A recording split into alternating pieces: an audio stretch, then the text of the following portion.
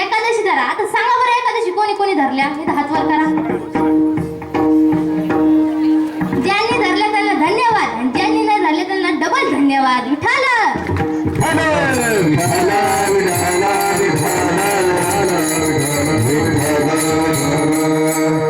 पाण्याची बाटली टपरीवर घेतली तर किती रुपयाला मिळते? 20 रुपये.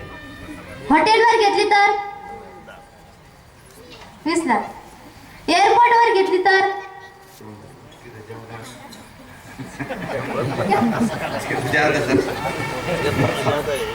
आणि ऐका आता केदारनाथ बद्रीनाथला घेतली तर किती रुपयाला मिळते? 90 ते 100.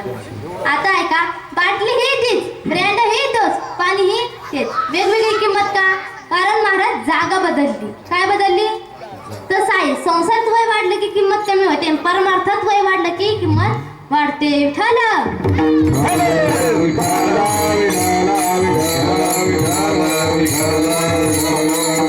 संगत चालू संतांची करा. दुलीचंद हा संतांची संगतीमध्ये गेल्यामुळे त्याचा संपत्तीवरील गर्व अहंकार नाहीसा झाला. अहो ज्ञानोबराचा अहंकार लाटणे म्हणतात. लाटणे मोडेल पण वाकणार नाही. तशी काही माणसं आहेत की शुल्लक पद दिले की त्यांचं कसं ताटच होतात का नाही? जसं अजगराने खांबाचं लाकूड गिळलं की त्याच्या पोटात ते तसंच राहतं, तशी काही माणसं ताटच असतात. तैसे गर्वे फुगला दे कसिरो जो लाटणे ऐसा न द्रवे पाथरून जीवी न द्रवे गुन्ह्यासी ना गोय फोडीसे जायचे. माणसाला विशेष करून तरुणपणी जास्त ताटा गर्व असतो. त्यांना महाराज गंधे 25शी म्हणतात. म्हणून माणसाने 16 ते 25 वर्षे सांभाळावी. विकाराच्या आहारी जाऊ नये.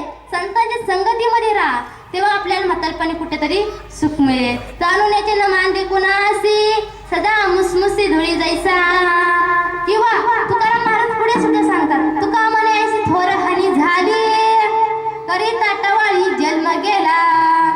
म्हणून देवाला अहंकार गर्व चालत नाही. ज्याला गर्व अहंकार आहे तो नरकात गेल्याशिवाय राहत नाही. विठ्ठल